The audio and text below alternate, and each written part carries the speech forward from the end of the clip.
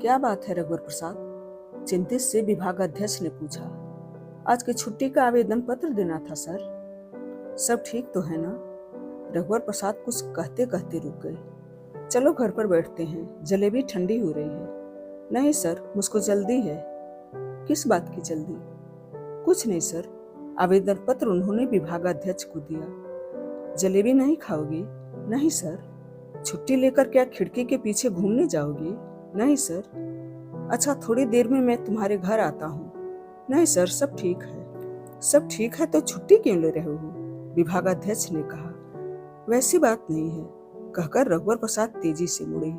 मुड़कर 2 कदम बाद उन्होंने सर कहा। यह सर उन्हें पहले कही हुई बात के साथ कहना था कि बात है, पर वैसी बात नहीं है सर। जो कहने से छूट गया था, बाद में निकला था। बाद में निकले सर के कारण विभागाध्यक्ष ठहर गए थे कि रघुवर प्रसाद कुछ कहेंगे। इस सर को उन्होंने कुछ कहेंगे का पहला कहा हुआ शब्द समझा। रघुवर प्रसाद बिना कहे चले गए। विभागाध्यक्ष ने सोचा कि रघुवर प्रसाद झंझट में हैं। वे पूछेंगे कि सर कहने के बाद उन्होंने आगे कहा क्यों नहीं। लौटते समय तो रघुवर प्रसाद कुछ दूर तक तो दौड़े थे, फिर थक जाने के कारण नहीं दौड़े। बाद में वे धीरे धीरे लौटे। उन्हें हाथी दूर से दिख गया था। वे अभी भी कुछ छुपकर लौट रहे थे। हाथी ने रघुवर प्रसाद को देख लिया था। वह रघुवर प्रसाद की तरफ नहीं बढ़ा। शायद हाथी ने सोचा होगा कि रघुवर प्रसाद उससे दूर नहीं जा रहे हैं, पास आ रहे हैं। कितने दिन हो गए में ही रहने देना चाहिए। दिन को गिनती में नहीं समझना चाहिए, किसी को भी नहीं। गिनती चारदीवारी की तरह है जिसमें सब मिट जाता है।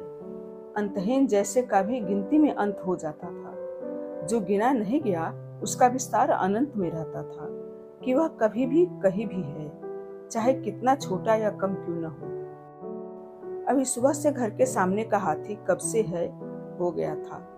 सुबह बीती थी, पर ऐसी बीती थी कि रोज की सुबह लग रही थी। रघुवर प्रसाद हाथी को हमेशा की तरह देख रहे थे। हाथी ने रघुवर प्रसाद को हमेशा की तरह देखा होगा। सोनसी हमेशा की तरह काम करते हुए हाथी को देख जाती थी। स्वाभाविक तौर पर उसकी मनोस्थिति ऐसी थी कि वह खुशी से भरी रहती। हाथी का सुख हाथी की चिंता से बड़ा था। रघुवर प्रसाद घर के अंदर घुसे। उनके आते ही सोनसी ने कहा, खाना थोड़ी देर में बन जाएगा, पर मैं महाविद्यालय नहीं जाऊंगा। छुट्टी का आवेदन पत्र मैंने विभागाध्यक्ष को दे दिया है। भूख नहीं लग रही है? लग रही है, गरम गरम खा लेना। तुम नहीं खाओगी? सब काम करने के बाद खाऊंगी। मैं तुम्हारे साथ खाऊंगा। घर का सब काम तुम्हारे खाने के बाद खत्म होता है। विभागाध्यक्ष से रहा नहीं गया कि रघुवर प्रसाद झंझट में होंगे। कुछ कहा नहीं और रघुवर प्रसाद के घर उसे जाना चाहिए। महाविद्यालय जाते समय वे रघुवर प्रसाद के घर की ओर मुड़े। रघुवर प्रसाद के घर के सामने खड़ा हुआ हाथी दिखा। उन्होंने सोचा था यह खास बात नहीं हुई तो वे रघुवर प्रसाद को स्कूटर पर महाविद्यालय ले जाएंगे, परंतु हाथी था।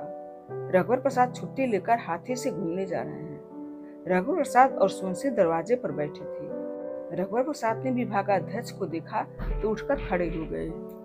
सोनसी भी खड़ी हो गई। विभागाध्यक्ष स्कूटर खड़ा कर रहे थे तो रघुवर प्रसाद ने चिल्लाकर कहा, वहां नहीं, दूर रखिए और दूर संभल कर आइए। साधु नहीं है, अकेला हाथी है। हाथी से दूर स्कूटर खड़ा कर विभागाध्यक्ष किनारे से रघुवर प्रसाद के पास आए। साधु कहाँ गया? विभागाध्यक्ष ने पूछा। नहीं है, हाथी छोड़कर चला गया, रघुवर प्रसाद ने झेपते हुए कहा। कैसे लिए छुट्टी ले रहे हो? जी सर, हाथी की देखभाल के लिए। कब तक देखभाल करोगे? 1 दिन बस, फिर जंगल विभाग को दे दूंगा। क्या मुझे पुलिस को खबर करनी चाहिए? आगे फौजदारी का मामला बन सकता है। हाथी तोड़ फोड़ करे, लोग तुम पर मुआवजे का मुकदमा दायर कर सकते हैं, झगड़ा कर सकते हैं। परंतु सोचो तो परेशानी है। भूल जाओ तो घर के सामने हाथी है। हाथी तुम्हारी जिम्मेदारी कैसी हो गई? सड़क पर खड़ा हुआ पत्थर जब जिम्मेदारी है कि उसे हटा देना चाहिए, यह तो हाथी है सर, मेरा परिचित हाथी, एक बड़ा जीव है। कुछ न कुछ मुझे करना होगा। 1 दिन देखूंगा कि साधु आ जाए।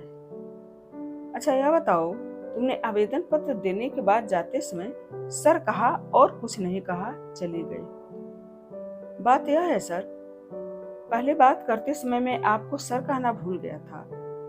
बाद में याद आया तो भूला हुआ अकेला सर निकला। मैंने सोचा कि आप पहले कहे हुए के साथ इसे जोड़ लेंगे। तुम तो कई बार कहना भूल जाती हो। दिन के आखिरी में यदि तुम 10 बार केवल सर सर कह दोगे तो मैं कहाँ तक इस सर को क्या क्या कहे के साथ जोड़कर पूरा करता रहूंगा। अच्छा कल्पना करो, महाविद्यालय का समय समाप्त होने के बाद घर जाने से पहले तुम मेरे पास आए और 10-15 बार केवल सर सर सर कहकर चले गए। अब मैं घर जाना छोड़कर तुम्हारे सर का हिसाब लगाता बैठा रहूंगा। अगर तुमने आवश्यकता से अधिक बार सर कहा तो मैं इसे जमा रखूंगा कि आगे की भूल के हिसाब में पूरा कर लूंगा। नहीं रघुवर प्रसाद, तुम मुझे सर कहना छोड़ दो। जी।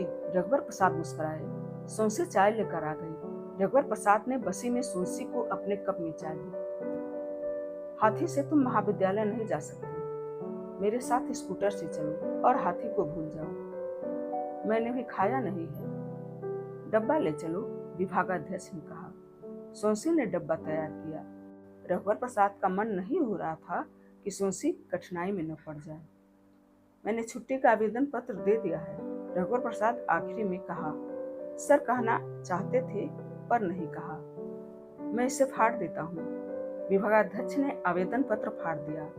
फिर वे खिड़की के पास गए। खिड़की से सिर निकालकर इधर उधर देखा। उन्होंने गहरी सांस खींची। चलो, विभागाध्यक्ष ने कहा। चलिए, डब्बा लेकर रघुवर प्रसाद ने कहा। रघुवर प्रसाद के जाने के बाद खिड़की की तरफ गाय आई। एक रोटी गाय को देने के बाद एक रोटी लेकर सोनसी हाथी के पास गई। दोनों हथेलियों पर रख हाथ फैला उसने रोटी हाथी को दे दी। हाथी रोटी उठा रहा था पर सोनसी ने आंख बंद नहीं की। सूर्य का स्पर्श उसे हुआ था। वह खाना खाने बैठी तो पेड़ पर छुपकर बीड़ी पीने वाला लड़का आया। सोनसी पहले उसे पहचानी नहीं। वह हमेशा पेड़ पर दिखा था। अपने हाथ से हाथी को खिलाने वह पेड़ से नीचे उतरा था, तब धरती पर दिखा था। हाथी के लिए डाल काट दूं? उसने सोनसी से पूछा। 12-13 साल का लड़का था। कमीज और खाकी पैंट पहना था। दुबला पतला, आंख बड़ी थी, बाल तेल से चुपड़े कंघी किए हुए थे। खाना खाएगा? सोनसी खाना लेकर बैठी थी। रोटी है? उसने पूछा। भात है, सोनसी ने कहा। एक बड़ी टिटलिया में सोनसी ने उसे भात, हरी मिर्च, थोड़ा प्याज और चुटकी भर नमक दिया। साग नहीं था। वह हड़बड़ हड़बड़ खा रहा था। धीरे खाओ, सोनसी ने कहा। सोनसी की तरफ देखकर वह धीरे खाने लगा। दरवाजा खुला था। सोनसी जहाँ बैठी थी वहां से हाथी दिख रहा था। फिर हाथी दिखना कम हो गया। थोड़ा हिस्सा सूर्य का दिख रहा था। सोनसी खाते खाते सरक आई। अब करीब आधा हाथी उसे दिखने लगा। छुपकर बीड़ी क्यों पीता है? सोनसी ने पूछा। दद्दा मारता है, मत पिया करो, सोनसी ने समझाया। टटुलिया में उसका भात खत्म हो गया था। वह सिर झुकाकर नमक चाट रहा था। भात और दूं? हाँ दे दो, उसने कहा। उसे बहुत भूख लगी थी। अब जब उसका बाप घर पर रहता था, घर नहीं आता था। घर के सामने दरवाजे के पास डंडा दीवार से टिका था। दिखता नहीं तो वह समझ जाता कि बाप घर में है। जब डंडा नहीं रहता तब घर में घुसता। उसका बाप राउत था। वह घर घर दूध दुहता और गाय बैल चराने दूर निकल जाता। बाप को यह पता था कि उसके डर से लड़का घर नहीं आता है, इसीलिए वह अधिक से अधिक समय घर से बाहर रहने का यत्न करता है। भूल से घर आ जाता और लड़का यहाँ होता तो लड़का पीछे आंगन की दीवार फांदकर भाग जाता। अकेला लड़का था। उसकी दोनों लड़कियां छुटपन में मर गई थी। लड़के के भागने के बाद भी उनका बाप घर पर नहीं रुकता था। उसे लगता कि लड़का कहीं से छुपकर उसे देख रहा होगा कि जब दद्दा घर से बाहर जाएं तो वह घर में घुसे। इस कहानी का शेष हिस्सा अगले वीडियो में। धन्यवाद।